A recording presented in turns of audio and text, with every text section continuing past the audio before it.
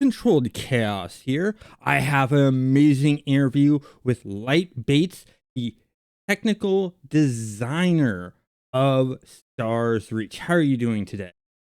I'm doing great, thanks. How are you doing? I'm doing really, really well. Been busy, but that's because you guys are constantly coming up like every 2 weeks or a month. You guys have a new build with a lot of new features. Excited for this Thursday. I can't wait to see what this Thursday's build is because you guys put the schedule up of the playtests on Discord and you have the build name. We know when a new build's coming because then the build, the date shows up and instead of the name, it's question mark, question mark, question mark. And I'm like, okay, that's gonna be a busy day if they're able to get the build stable enough for us to play because I like doing a video about the build. I I'm do that for two reasons. One, it helps promote your guys' game. Two, it helps people who have trouble with reading and stuff like that. They get a verbal breakdown of what you guys are doing. And starting with that, I actually want to go ahead and talk to you about those builds and those build notes. Have any impact on how those build notes are written, or is that someone else on the team? that's mostly Dave Georgeson who types up the patch notes for each build. But he'll always throw them out to the rest of us to be like, okay, is everything here correct? Did I miss anything? Just make sure everyone gets a chance to call out anything that they've contributed if it's been like uh, missed in the patch notes. Because there's, as you said, usually a lot of things, and it doesn't seem like 2 or 3 weeks is a very long time, but like by the end of each sprint, like trying to remember, oh, what did I do at the beginning of the sprint? Because we do so much and get so much Yeah. rolling, it can be tricky. So he writes them, but gives everyone a chance to edit and review them before they go out to everyone. It's the one thing where he appears professional. Because when I talk to him in interviews and stuff like that, and I'm talking to him in play tests, he's this funny, goofy guy goofing around and stuff like that. And I really like that about him. He's the type of person you like working with because it just makes the job that much.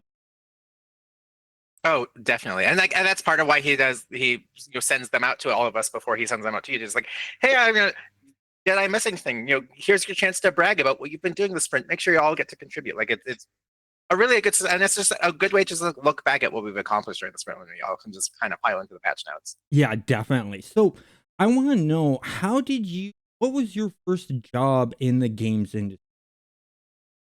It was actually right here. I started at Playable Worlds almost 5 years ago, but it was my first job out of grad school. Oh, nice. So you basically did like I did, and as soon as you got out of college, you got a job in the games industry. Now, did you go to college for game design? Yes, I went to the University of Utah. They have a program called it's the Masters of Entertainment Arts and Engineering, which is Oh, basically a fancy way to say game design. yeah. Mine was digital entertainment and game design. Yeah. So yeah, it's the same feel, and it's nice when you can land that job. I got very lucky because I'm in the Portland, Oregon area, and there's not much of the games industry here. But Hmm. just as I was about to graduate, Microsoft put in a game test facility right near where I lived. Oh, And it that's was fortuitous. like, okay, I'm gonna apply for this, and I was shocked to find out that only 10 people applied for 6 positions to get to test the whole entire thing out, and I got chosen.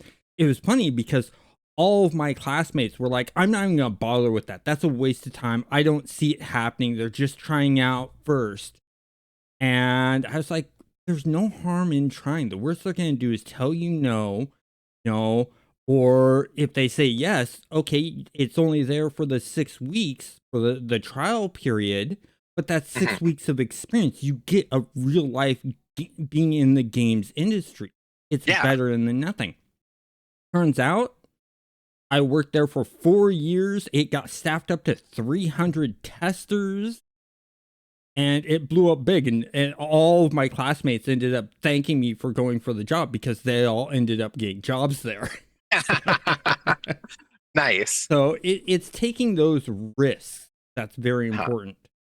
And with that being said, um, you took a risk applying for the job, getting the job as a technical designer. And a lot of us know what a technical director is, in that they work on the infrastructure of like the how the networking works in the background and things like that. What does a technical designer do? Before I want to answer, I do want to clarify one itty bitty point of I was actually hired as a rapid prototyper initially. Oh, rapid And prototyper. I also kind of got lucky. I graduated into COVID, like the pandemic started 2 months before I was supposed to graduate. Hmm. And so like all of my grad cohort I spent 2 years with, suddenly we weren't going to be able to attend our graduation together, which sucked. So one of the heads of our program kind of approached me and said, "Hey, like, Light, you've been really specializing in rapid prototyping, just bashing things out together really fast. Do you think you could build us like an 80-player multiplayer graduation game?"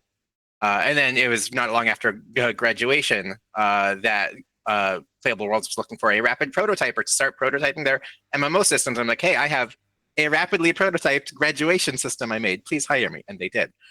Um, but it was, yeah, after I'd been here for I think a couple years, I got the promotion to technical designer. Um, so back to your original question though.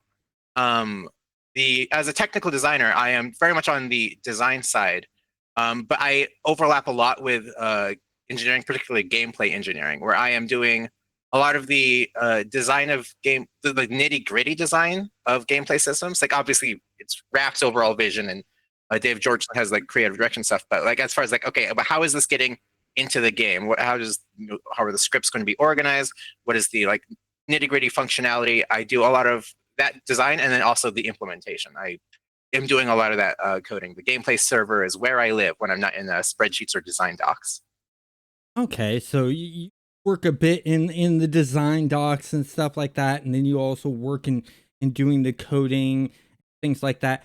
How much of your time is spent in the Unity engine versus spending on other areas where you need to program and do?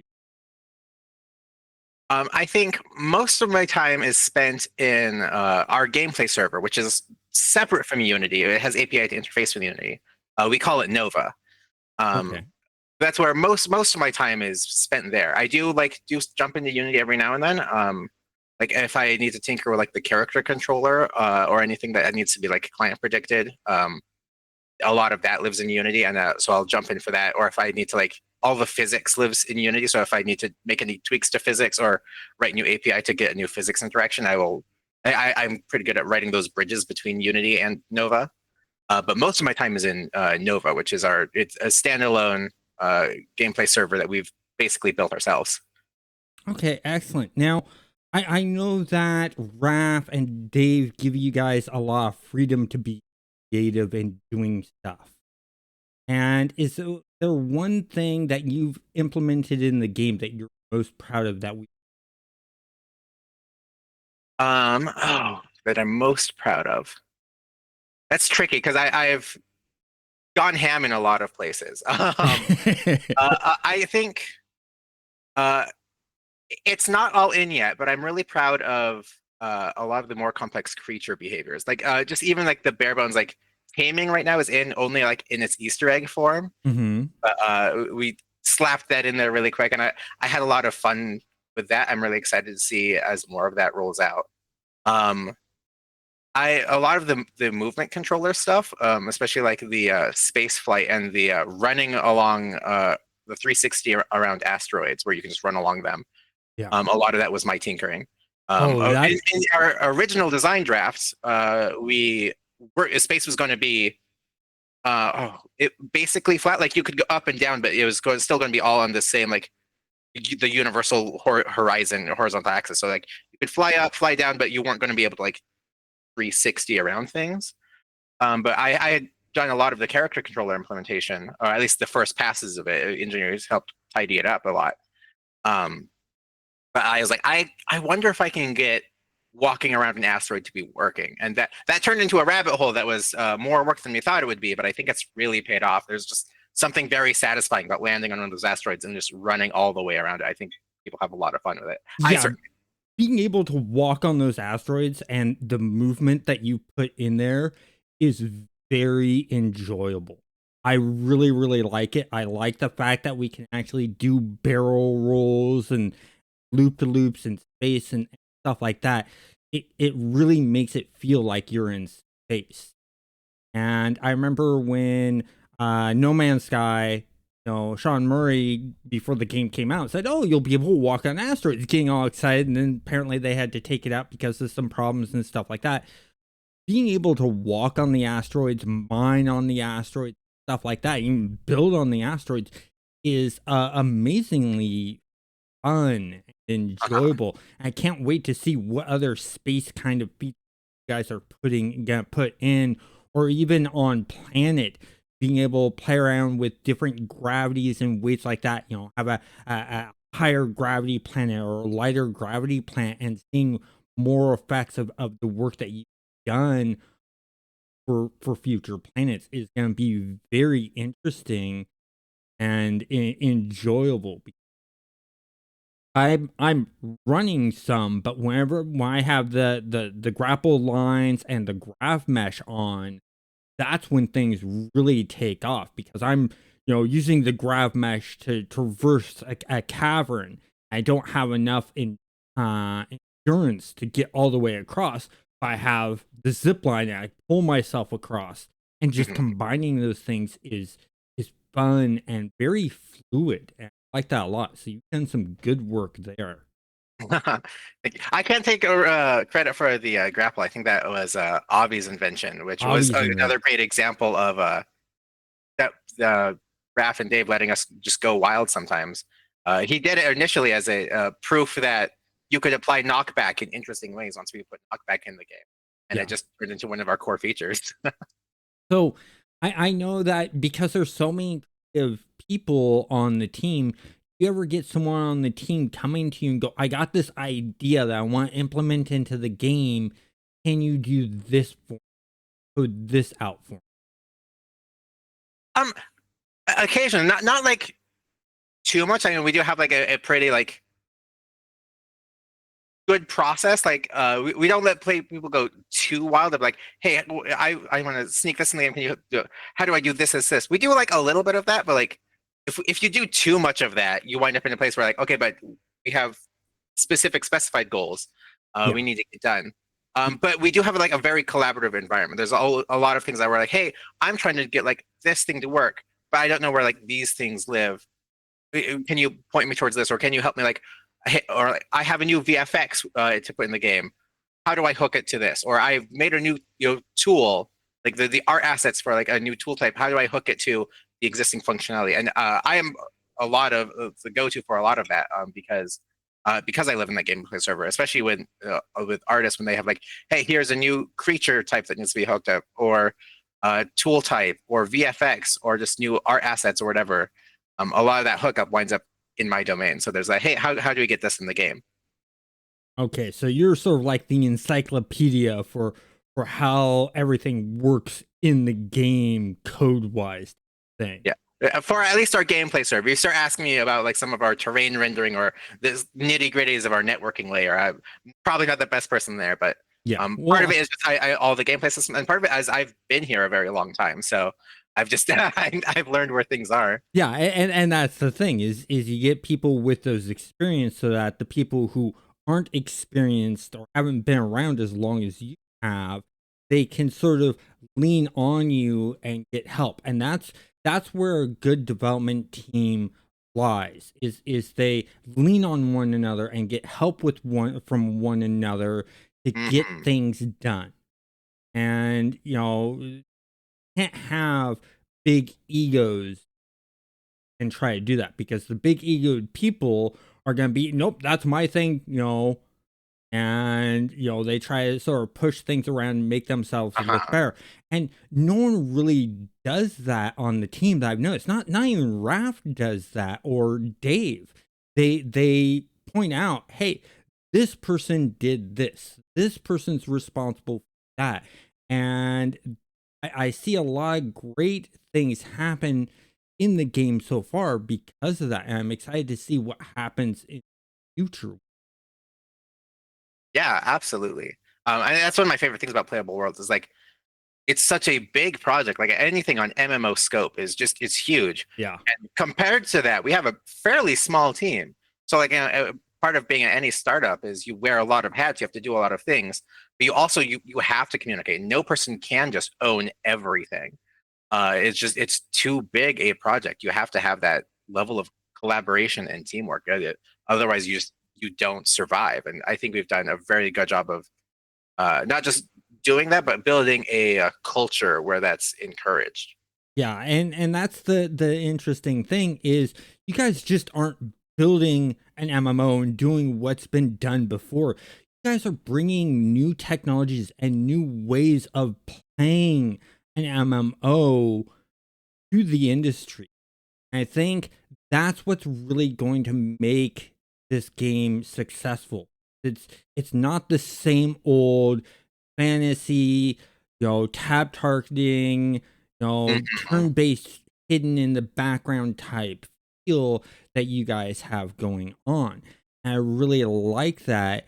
And it adds a lot to it. And then the creativity that everyone's able to throw in within bounds because you don't want that creature uh the feature creep that Yes. you see happen sometimes, like with Duke Nukem Forever, which took once again forever to make because they kept on adding more and more and more, and you just can't release that way. And the fact that you guys are sort of keeping yourselves restrained but also allowing creativity, that's got to be a bit hard to manage.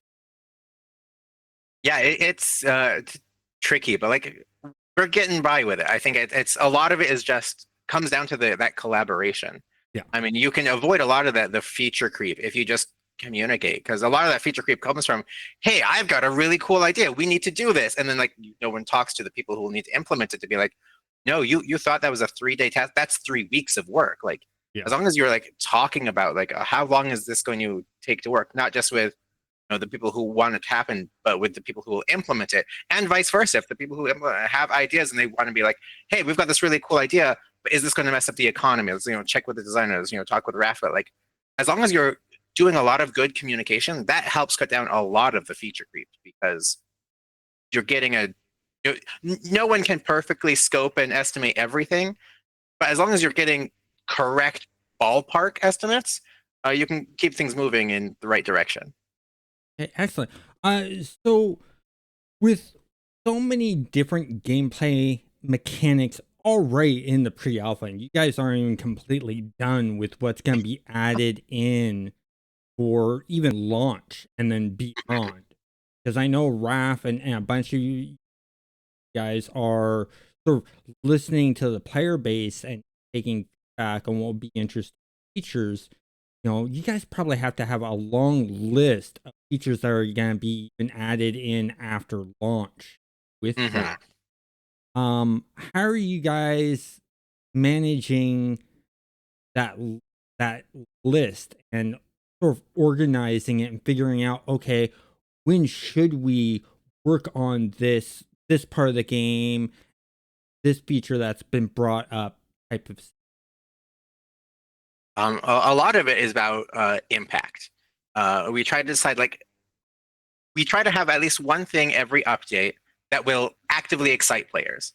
It would be very easy for us to be like, okay, just to get to the full launch, there's like a lot of stuff we have to do about resource stats under the hood and stuff. But until players actually see that, it's not exciting. And if we spend, we could very easily spend 2 3 months just working on stuff that is invisible to players, but will eventually become really cool things once we get the other systems built in on top of.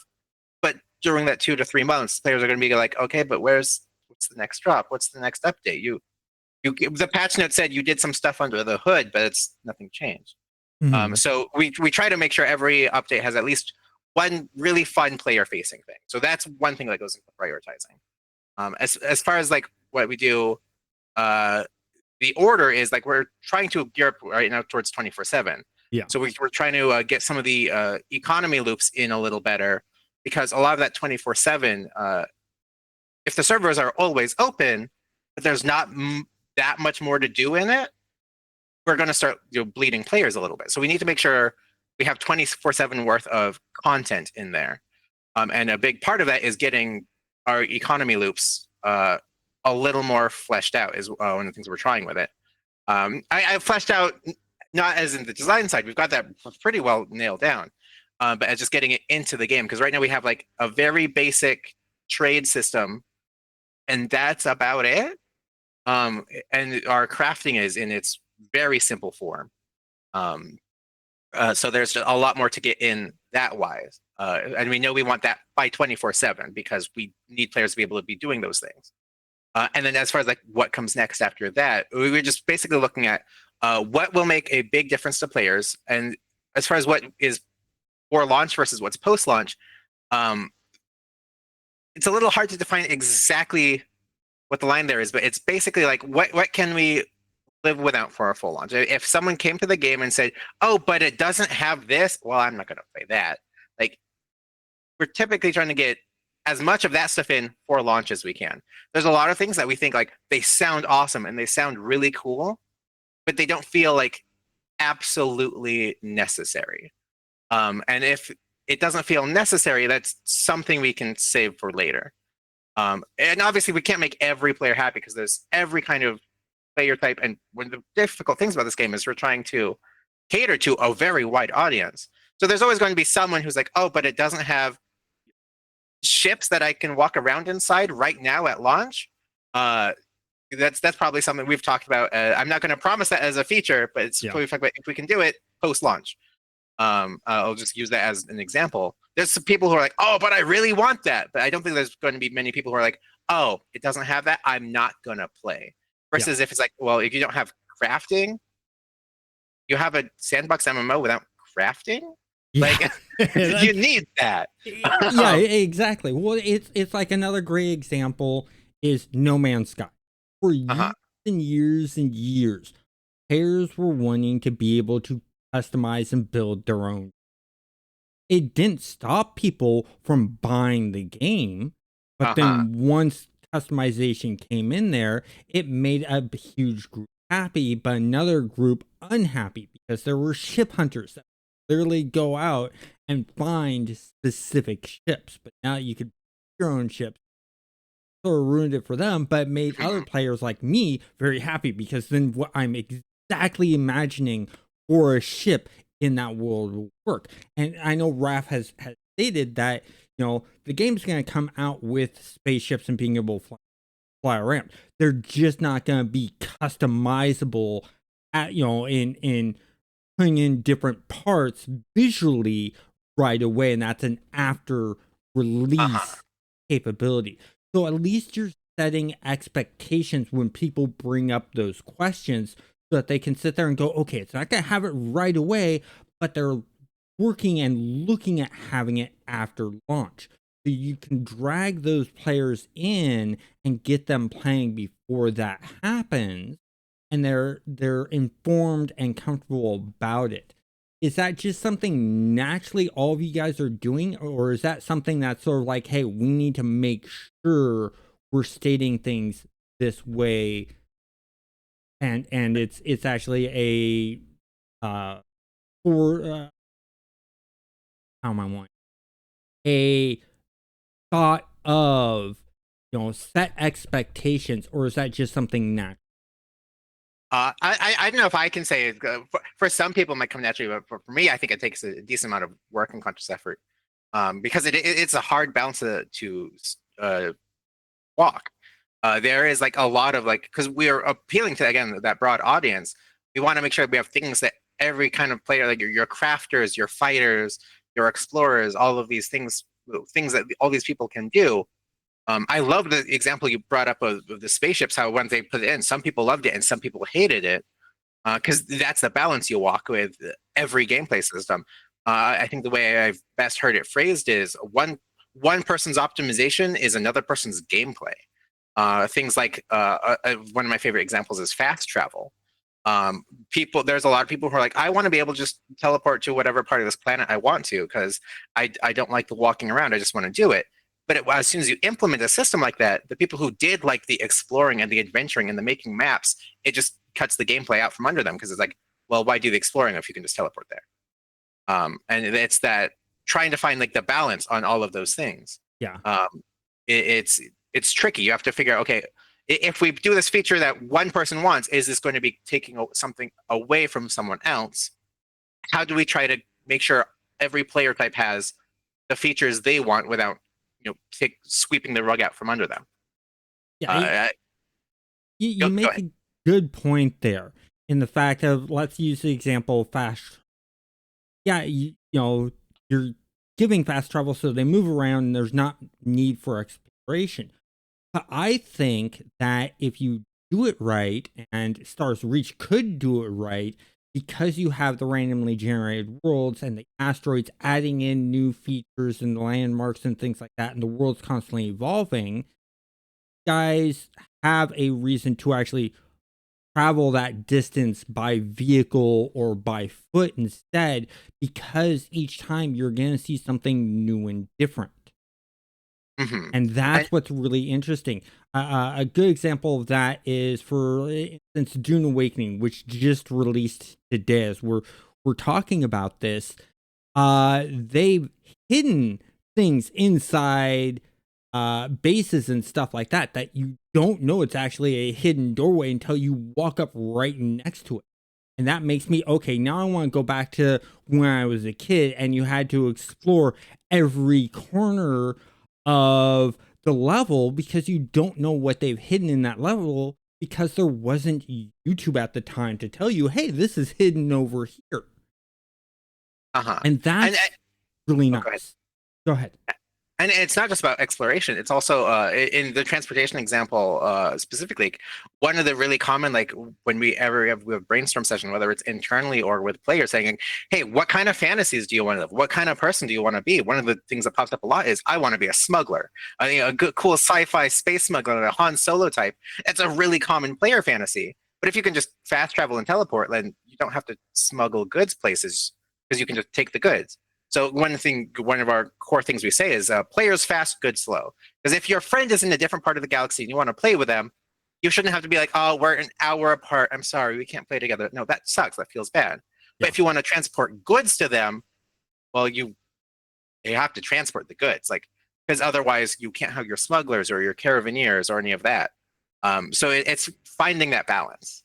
Yeah, and that's really good that you're actually thinking about that, because of how big this game's going to be, with so many solar systems and planets and stuff like that. It would really suck for both you and your friend to get in the world and be many solar systems away that would take hours of travel to get together. I mean, PlanetSide's a great example with how big their maps are. When you start out in the game and you tried to traverse one of those continents, it took you 3 hours to traverse the continent. And if your friend's all the way over at a certain base that's halfway across that continent, that's an hour and a half. So they put in these capabilities to be able to teleport to team members, to be able to teleport to certain areas so you can get to where they were a lot quicker. And the fact that you guys are actually thinking of things such as smuggling, you don't want that capability in there, because then you're right, it would ruin the whole entire objective of what a smuggler does. And balancing that out really has to be rough. But then you're someone like you is going in and making those systems to be able to handle that kind of is a nice thing. And speaking of making systems that we interact with all the time, what's the toughest system you had to implement into the game that we play around with? Ooh, toughest one to get into the game is probably the creature AI, which is saying something because it's still in its fledgling form. We've got, again, a lot more planned for and implemented in prototypes we've done. But there's just a lot of moving parts because they have to have rules about how they move in the terrain, which means they have a character controller that is not as complex as the character as like the player character one, but it's fairly complex. Right now, they are because we have more things fleshed out. They are set up in game currently. You only really see like 3 behaviors from them right now.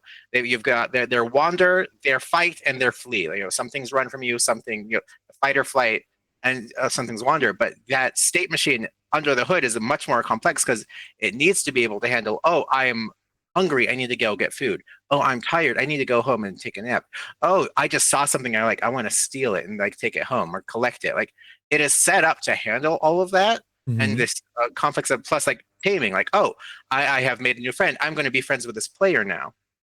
Plus just all of the nitty gritties of okay, how does the aggro work when they're traveling together in a like a flock? How do they move together? What do they stay in like that flock formation during combat or not? Like we have all sorts of capabilities set up to do things like we've talked about Galaga fights where like creatures stay in formation, but like we'll just sort of shift back and forth and occasionally send one person out. We have the capability to do that. We just don't have it hooked to any mobs right now because we haven't found one that we really think is fun to fight in exactly that way. But there's just a lot of moving parts under the hood that all have to work pretty flawlessly together. And players have seen instances where sometimes they didn't work quite as flawlessly as they should, and we've had little bugs to fix where like a creature would just like stop attacking things and kind of just hang out there. Um, and that's just because 2 moving parts, a gear got clogged and the entire thing locked up. Yeah. So that's probably the most complex thing. And a lot of it is just the behavior you see right now, pretty complex, but the laying the groundwork. So as we get more of the species, we can just plug them in instead of needing to write it. It's the building for the long term that has made it tricky. I mean, a pure and simple way that you can get some of these behaviors that you already have implemented, but don't have the right type of mob or enemy to do it. I say just crack the whip on Dave since he's coming up with all these wild creatures and hey, Dave, make something that does this.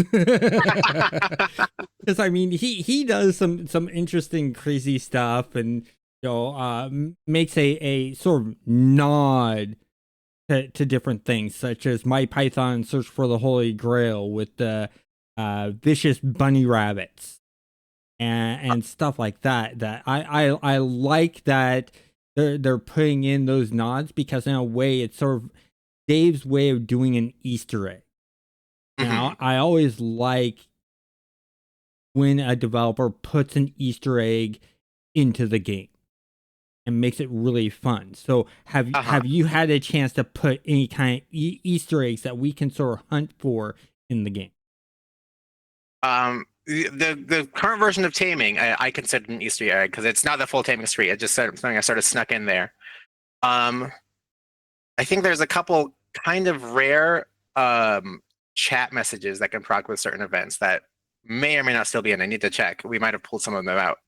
Um, I think a lot of the Easter egg things I've done, I did a lot more during the prototyping phase. There's some of the Easter egg things I did for the internal team we couldn't push out to players because they were not things we had copyright access to. Yeah. Um, I'm not going to move, but this my background right now is actually a screenshot from one of our standalone prototypes, and I am currently hiding the fact that the ship we used for that little spaceflight prototype was not something we own, Well, but it was a fun little Easter egg I threw in. that's where you can go to the 3D modelers and the graphics people and say, I'd like you to play an homage to this. I'd Uh like you huh. to use this as influence to create something like this.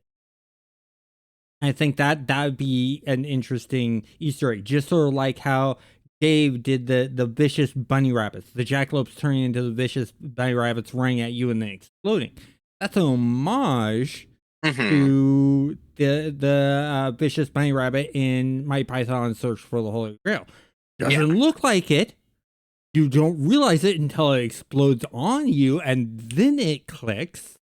And it's just that little hint to it. I think No Man's Sky did the same thing with the Herald, Boundary or Boundary Herald spaceship. It almost looks like the Millennium Falcon, but it's not quite the Millennium Falcon. It has that base sort of rough shape, but looks completely different. Uh-huh. And I think that's where it'd be interesting. But then there's other things that you could do back in the code, like you were talking about, doing certain app messages and something happening. That's another great way to hide and Hmm. stuff like that. And I think it's really great that you guys are all able to do those kinds of things and sort of have fun, and it puts sort of like an earmark in the game where you can say, I did this, and the way I know I did this is do this, and this happens. That's me. Uh-huh. Is a great way. And I think it was Haunted Mansion on the Atari 2600 that started that whole entire path of Easter eggs. And I really sort of like that kind of effect, because then it's a coder or designer's way of sort of putting a signature on the work that they've done. That's really interesting. Yeah. Because I mean, yeah, we know that you know the graphics designers, animators, and 3D models are artists, but then there's programmers like you. In a way, you guys are artists because you're having to get creative sometimes with how the code works. Uh-huh. And it takes someone, a lot of coders are more logical thinking, but you also have the creative capabilities to sort of figure out how to work around an issue, figure out, okay, what's causing the problem with this code. And what's your thought process when you're trying to fix a bug? What steps do you take when looking at a bug to figure out, is it the actual code or what's connecting to it or what's causing the effect? What flow process? Oh, it really depends on the bug. The first thing, the first thing is just while writing things, we try to be pretty thorough about putting in error messages for things. We're like, if we're trying to figure out where to place, creature spawners, and we get an invalid location, like that should throw an error. So if we log into a world and see that there's no creatures here, you should be able to check the logs and see like, okay, which error threw? Was it that it couldn't find the creature template? Is it because it couldn't find the location? Is it because there was nothing special? Like the first part is just not planning for bugs isn't how I phrase it, but just trying to put in anywhere a place where something might be able to go wrong, making sure that if it goes wrong, it does so very, very loud. So that I very much like loud errors. Um, as far as like the next thing, it's just trying to. The big thing is knowing how everything interconnects. Like if something happens where like, oh, suddenly a skill tree is broken. Like I can't unlock this node. It's like, okay, was that part of the experience? Is that part of the skill tree data? Is that part of how the unlock code? Like just trying knowing how everything interacts so you can start poking in each separate place.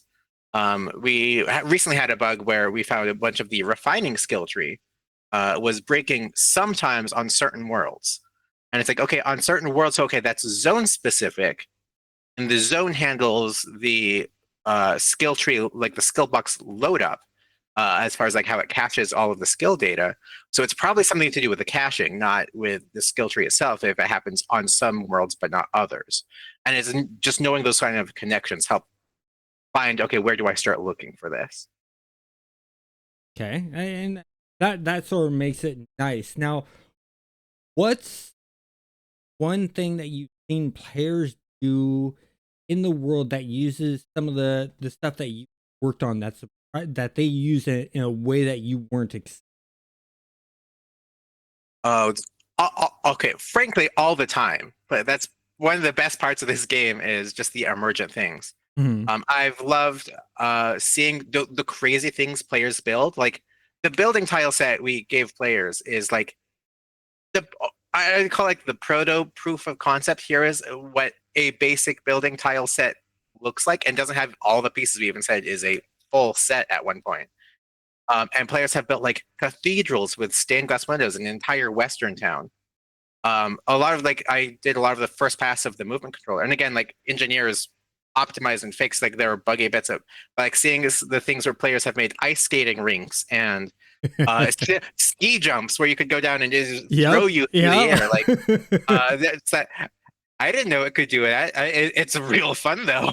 Oh yes, it, um, it was very fun. I jumped around on that ski jump as soon as I heard about it. I went over there and messed around with that. I'm just having insane amounts of fun, and that's the other thing that I like is the physics that you guys put in there, and the weather system. You could be mhm. running along and heading towards a lake, expecting to either have to swim across it, which will happen in the future. Swimming's not in the game yet, but Uh-huh. or use your grav mesh across it or your zip lines, things like that to get across. But then if you hit it just the right time when it's switching over to winter, you can actually literally slide across the water. Is a very interesting feature and stuff like that. And being able to manipulate the ground to where okay it's frozen now, let's dig out some of that ice and create this little bowl so that we can sort of skate around and turn it into sort of like a skate park as you would think about it, to where they could pull off different tricks is very interesting. I know that putting in those kinds of systems had to be sort of in a way rough to do and get them going, if I'm especially with how smooth they run. Yeah, and some of it is definitely rough, and making so they can build in interesting ways instead of just like this is exactly what it does. And there's I talk a lot about balance and finding the line. This is another place where they sometimes players will do something and we go like, oh, that wasn't intended, and that's gonna break things. And some other times players use things and I'm like, oh, that was really cool. Can we make it easier for them to do that in the future? Can like they did this like really complex thing in order to get this behavior. Can we give them a tool just to make that easier? Because that was real awesome. Like Mhm. there's another place to find that balance. We take a lot of we watch what you do and we take a lot of inspiration for it. Well, I think one of the examples I will throw to vaguely is I think you might recall it was a little while back we said, hey, the farming system is coming real soon, and that still hasn't fully rolled out. And the reason for that is we were working on making it, and then Gunk started doing a lot of really cool things, and we looked at what we were doing and what we had specifically planned and what Gunk was doing, going, I think what Gunk is doing is more fun than what we had planned. So let's revise some of this. So we pulled some of it back and we were making some tweaks to make it work better with what players were already doing and already having fun with, instead of being the system that we thought was going to be a lot of fun, but then compared to what players were actually doing, may not have been quite what we thought. So we're like, okay, let's take this back to the drawing board. We will take that feedback. And so that's part of why farming hasn't quite rolled out. It's because we were making some revisions and we haven't. It popped down the priority stack when we realized that players were already having fun, and we didn't want to put a bunch of constraints on them that would have made it less fun. We want to make that fun more rewarding instead of going, no, have fun this way. You don't want to slap your players' hands like that. Yeah, exactly. And that's the brings up another question I have. This early of development, do you guys expect players to already form their own guilds and communities even before there was a guild or community system? And were you guys expecting to adjust and pivot on how you're designing the game based on things like such as what Gunk does? When you guys were building out farming, did you guys like, okay, we're gonna build it this way? And was it even a thought that you might adjust it afterwards, or was it an afterthought to? Um, I think we always plan on player feedback. I mean, the main reason we have players playtesting, even though we're still in pre-alpha, we're not even the alpha yet, that we're getting there pretty quick, is that we wanted that feedback. We wanted to iterate. We wanted players to be in the loop. As far as like players forming guilds, yes and no. Like I think we knew it would happen because just It's what humans do. Humans will pack bond with anything. If you put 10 people in a playtest together, they're either going to hate each other and become PvP enemies, or they're going to become like friends. Or like you might have a couple who will just wander off, and that's fine. They're definitely solo play styles. I don't think I can't speak for anyone else, but I certainly was surprised too. The depths in it, where like Gunk is not just a guild, but they put out like white papers about mushroom growth and such. Like the depth to which they have explored and plundered systems in an organized way blows me away a little bit. I didn't think we'd get quite that until we had more formal guilds, but I'm very pleased. As far as like the gameplay systems, yeah, no, that the entire reason we're running playtests is so that players can give us that feedback. And in the case of farming, like normally we like to say, hey, we'll put this a basic version in front of you, give us feedback, play with it, tell us what you like, what you don't like. And that was one particular case where we just didn't even need to put the first version in front of you. I mean, unless you count the fact that we gave you the ability to just plant plants. Yeah. It wasn't part of the farming skill tree, but we gave that and saw what players did with it, and have already been changing some of our farming design based on just how players are already doing that. And there's more plant changes coming. That's a little sneak peek I will give you right now. Not farming, but this next update has some. I think you'll be pleased to see what plants are doing.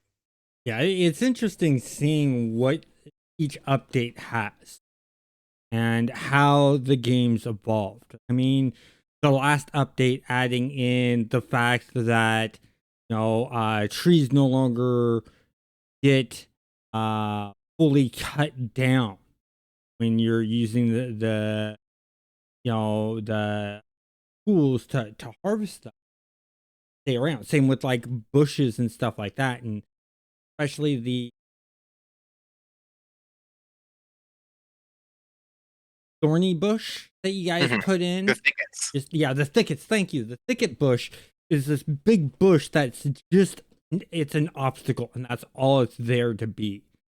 And I think that's really interesting. And I take it the thickets in its early stage of development, because to me the name thicket bush makes it sound like it's a thorny bush, and that by touching it you take some damage.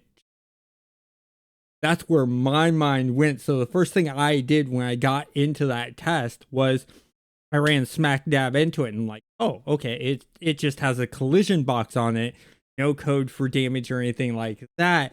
Are there any plans in the future to have bushes and plant life and the world itself, besides lava, do some form of damage to you, whether it be through thorns, or maybe like how No Man's Sky has these gaseous or these plants that put out this gaseous fume that does toxic damage to you, or one that's like a vine whip that whips out and hits you. Any kind of plans with plants or the environment doing that kind of thing to you times? I'm not going to. I try to keep my cards close to my chest when it comes to things we haven't announced concretely one way or the other. But I will say I think it would be a missed opportunity to have a wider range of alien fauna and not a wide range of alien flora. I think it would be interesting if flora could do more than just look interesting and give you resources. I think it would be a missed opportunity to not play with some of that, but I'm not going to commit one way or the other. I don't need marketing slapping my hands for giving spoilers or for either giving spoilers or promising features that may or may not be coming. Like I want to, I try not to get in trouble. you love your job too much. I really do. It's great. I mean, Raph can say wherever he wants. He owns the company. Who's going to fire him, right? It's everyone below that that's sort of like, okay, I need to word this just right. Don't like give anything away or things like that. And that's understandable. Part of the game industry. It's smart not to promise something that you don't know. Yes, especially like even things that, even if it is in the plans, like plans change. That's part of game dev. We were going to roll out farming a little while ago, and then we said, oh, we need to make some tweaks to it. And like, sometimes, like if you can't promise anything really. Like like I mean you and that's not true. You can make promises, but if you make a promise, you're expected to keep them. And like more and more, especially in the MMO genre, studios have made promises that they haven't been able to keep, and players have been burned time and time and time again. Mm-hmm. So we have made some promises, and we haven't fulfilled all of them yet. I mean, we're still in pre-alpha, but like we've tried very hard to only promise things that like we know we have to deliver on. Like it's dropping it isn't an option. Everything else is like we can like well occasionally like tease a feature that or a fun idea that we have, but like we try very hard not to make promises we can't keep because too many people have been hurt by that, and we want to be something bright and hopeful and optimistic. And it's a lot of people are like have a little trouble with it because they've been burned so much before. Yeah. But a big part of it is just not promising things that we aren't already delivering. Well, I think you guys are handling it in a smart way by saying things. We want to try to do this. This is what we want to do. We're not guaranteeing it's going to happen. And that's a smart way because then you're setting the expectation for the player base and the fan base. You're getting them excited for something, but you're letting them know that, look, this may not actually be this way. Just like when Raph was talking about, having ship customization and, multiplayer crude ships and stuff like that. He said, loved having the game. We're going to try to do that. But at the get-go for launch, our aim is just to have a ship in the game that you can fly around. It may not be customizable, things like that.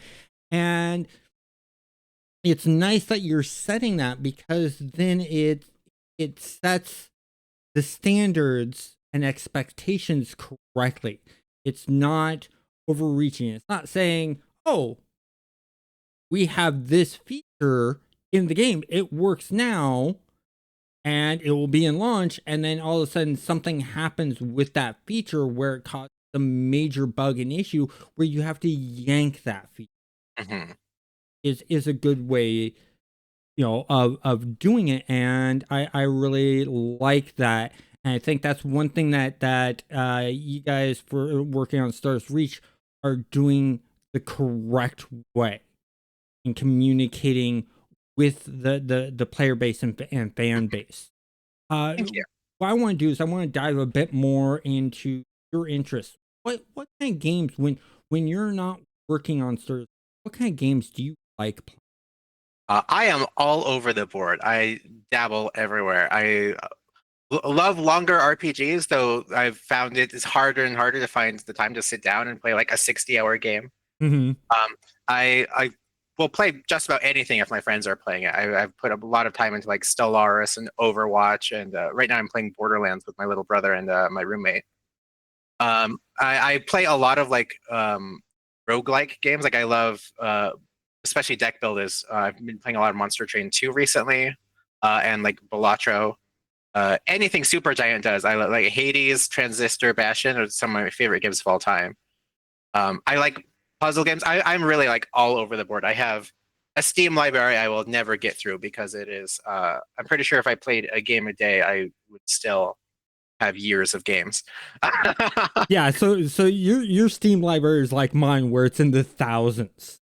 And Yeah, you probably have games that you bought years ago that you still haven't touched yet. I have a deep enough backlog. I try to play new things when they come out because that's another part of it. Is as a designer, you want to see what other people are doing. Because if a new game comes out and people are going nuts over it and it's really popular, it's like, okay, well, what parts of it are really good? Is there anything in here that I can apply to what I'm working on now? Is there what things did they do really well? What things did like in a way like playing games also partially becomes work because you once you get used to thinking about like all those systems and you're playing your own game trying to see what's working, what doesn't, you can't play other people's games without doing that same thing. And okay, what can I learn from this? What can I take from this? How can I iterate on this? So that's also why I try to play a lot of things, not just in like a specific genre, because I want to see where things are across the board. Because especially working on an MMO, we can take inspiration from all sorts of places. I mean, we've talked about how much inspiration we've taken from like older arcade games, but Yeah.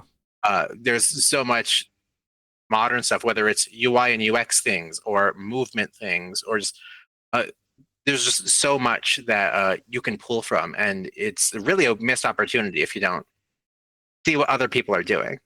Exactly. I mean, it's what gets the creative juices flowing and can inspire you to go, oh, wait, this is a cool gameplay mechanic, or the way they did this is interesting, and then sort of put your own little twist on a good way to build games, move things forward.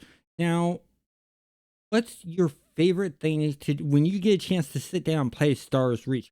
What's your favorite thing to do in? Oh, that's tricky. There's a lot. I really like gathering the survey points, the trying to explore the world and do my little grid sweep and just see, especially like the challenge where like occasionally you'll get like one that's like you have to like figure out how to like cross a lava path to get to it, Mhm. or one that is like in the middle of a big horde of creatures that like you're gonna have to like, do I try to sneak by them? Do I try to like sprint in and get it before they kill me? Do I have to actually fight my way through this? Like, I think there is a lot of puzzle solving in some ways, using other parts of our system into how you gather all those survey points. I really love that exploration aspect, and that's how I play a lot of other games. Like when I'm playing like Valheim with my friends, I'm very much the okay. I'm going to go map the island so I can come back and we can all see where all like the resource deposits and stuff are. So I love doing that sort of stuff. Yeah, that is a fun thing to do. I've enjoyed doing the surveying for the exact reasons that you brought up, trying to solve a challenge. And just as I got used to the whole entire surveying and things like that, you guys put in an update that changes things and makes it more difficult. Just like when you put in the levels of the creatures and the difficulties of the creatures, the Hmm. conning system of white, orange, purple, stuff like that, that just enhanced that difficulty of the mobs being around it even more interesting, and having to figure out how to route around it more fun. I mean, I'm pretty sure you're in the same boat I'm in with the surveying of when they add in more of these features of sort of the points of interest put in there that could affect how you get to survey points with things like that, and what can happen in the future probably interests you the most. Uh-huh. And that's also just like another like sort of design philosophy thing. It's like we need to make sure our game is fun like at all levels, which like we are getting more and more. I say level not as in like we're not a game where you get like level 99. Like the if you're at like the max of a skill tree, a master explorer, versus if I am just a fresh player and I don't have any of my skill boxes or anything, it needs to be fun on both sides of the scale, which is why like there's a lot of systems we will introduce and give players like the big version. Like this is what the end game sort of feels like. You've got all the skill boxes, you're powerful, you're fighting creatures, and then we'll like okay, now we're gonna pump up the creatures a little bit and like take away some of your boss damage so that you can work your way back towards having all of those combat specials or having the better gear and so on and so forth. It's the we need to test at all levels, which occasionally means we'll give players the powerful version and then listen to them be sad when we say, okay, now you have to earn that again. Yeah, definitely. So when the game launches, what sort of direction are you planning on taking your own personal character in the game? Are you planning on being like a person who goes out and gets resources and sells them? Are you planning on going the combat direction? Planning on staying the surveying direction and sort of doing like a mapping business? What direction do you plan to take your when the game launches? I am definitely a sort of an explorer type player for these kind of things. I'm probably going to be playing with, at the very least, my brother and a couple of friends, and I'll probably be a resource gathering. I know my brother is very much a base builder kind of player. He likes to do a lot of like. I'm sure he'll want to be like, I am the master craftsman, and also this is my shop and everything. And I think I'd also like to have a shop, but probably for a more like on the resource side, and I'll be like, oh, you need to like craft these things. Let me go find you some like really good stat resources. I'll be back. And I that's probably where I'm going to lean a lot of stuff. Though I am also very excited for some of our creature taming and some of our entertainment professions that we are. That's probably where I'm going to start Once we have the entertainment professions up and running, I'm probably gonna start leaning harder and harder in that direction. Okay. Yeah, I'm waiting for the entertainer part to get in there. And the one thing I hope gets in there that I know Raph has said he'd like to see it, but has to figure out how to do it is a bounty hunting. Hmm. I love if I can be a bounty hunter in a game, that's the direction I go. I don't care if it's player versus player or if it's player versus NPC. So if it's PvE or PvP, I Uh-huh. like them both. But Yeah. the one thing that took me by surprise that I never expected was that I was going to make the character also a miner. It was not even on the boards for me to do any kind of focus on harvesting. Harvesting to me in most games is it's a necessary evil. It's a boring thing to me. But the way you guys have done mining Stars Reach, I've told all the other developers this, is so entertaining to me, so engaging. And I see it just getting better with having the hidden caves of monsters or the hidden wonders underground that you run into, such as the servitor or maker creator labs being hidden and running into those. Hmm. That really interests me. The other thing I like is the fact that the resources aren't all above ground. You have to dig sometimes really deep to get to that gold or marble or whatever. And any point in time, it hit some sand just above you and bury you alive, or hit lava or water. That is just amazing to me. And I really haven't seen it in any other game except for maybe Minecraft, but it's all blocking and stuff like that. So it's it's okay. I'm a big Minecraft fan. I do tinker around with Minecraft. This game, I'm spending half my time mining, and the next thing I know, 4 or 5 hours have gone by. I'm like, what? What in the world? All right. And That. Oh, go ahead. that's what I like. So is there any gameplay mechanic in there that sort of surprised you that you thought made the game more enjoyable than you thought it would?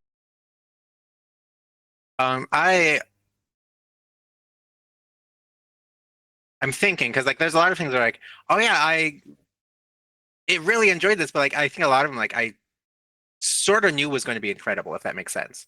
Well, I yeah, had you're on the yeah, design side, yeah, so there exactly like you're not like us fans. We're like, what's gonna happen next? What are they putting into the game next? You know what's coming next week. You know what's in this Thursday's patch.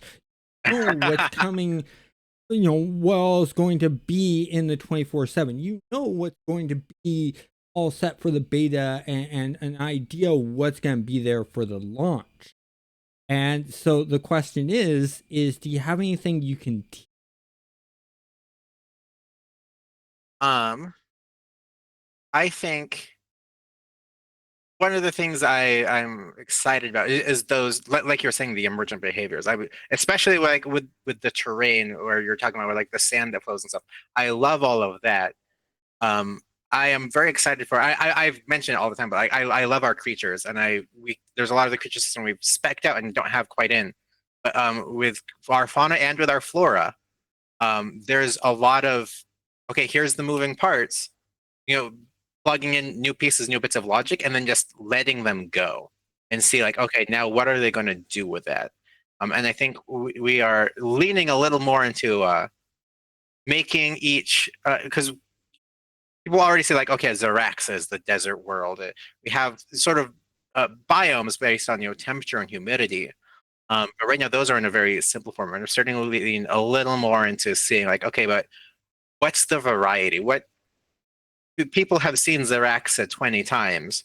What else can a desert look like, or what does a marsh look like? And all sorts of just getting more of that in, and then not just getting that variety in, but also how can we make our plants feel more alive? How can we make our creatures feel more alive? Because right now our creatures are kind of there to be shot, which is that's fine that we want good combat, but like there's a lot to do both on the combat side and not just making the creatures interesting outside of combat. Yeah.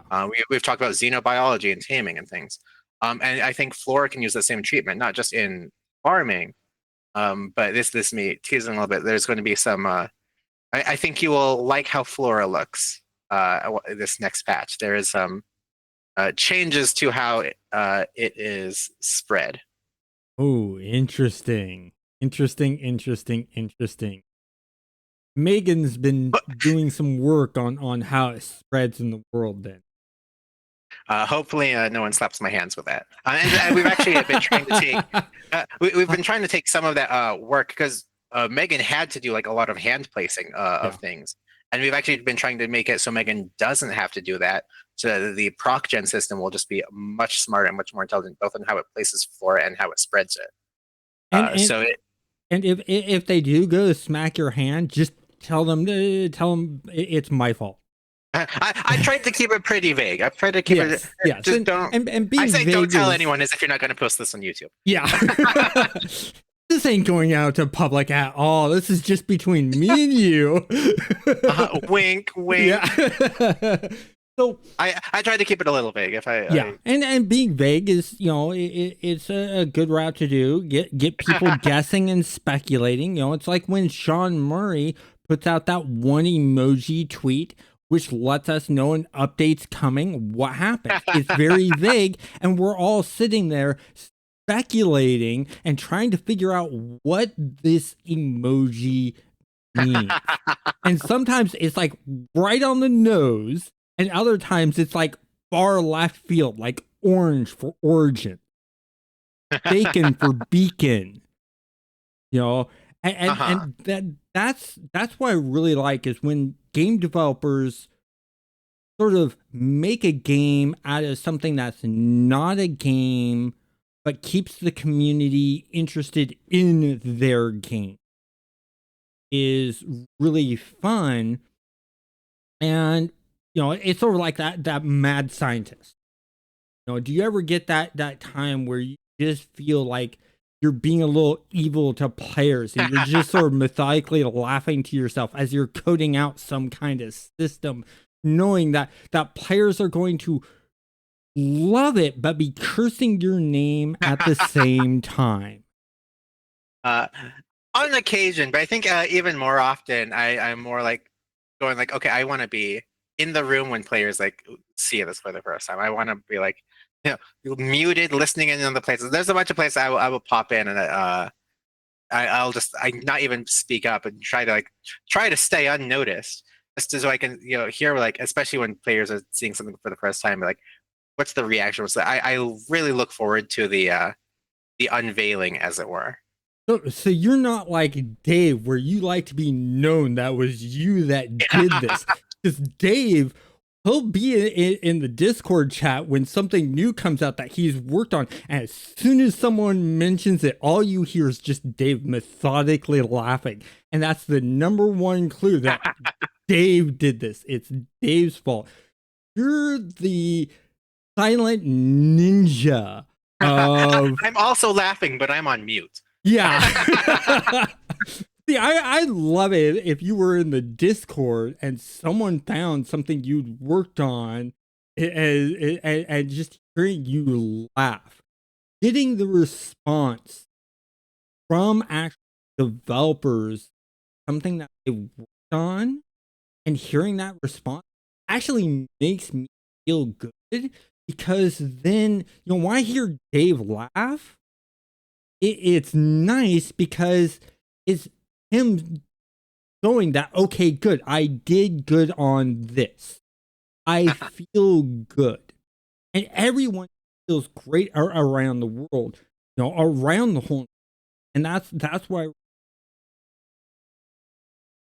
I've, running this YouTube channel and stuff like that. I reach out to game developers all the time saying, hey, I'd like to interview about the game, about mechanic, things like that. And a lot of times because I'm sort of the smaller end of you, I don't hear from any of them. What I like about guys is I said do interviews and I immediately from Kronos that oh yeah, let's get this doing. Raph was excited. Uh-huh. And that makes me feel good because you guys are looking at as any outreach is good out, Hmm. and you gotta aim for just the bigger YouTubers that you're accepting everyone, and the game also feels that way too. Seeing everyone, and you want you overarch feel of you a living that no matter what your play style is, there's a for you. Hmm. And I And think that's really unique.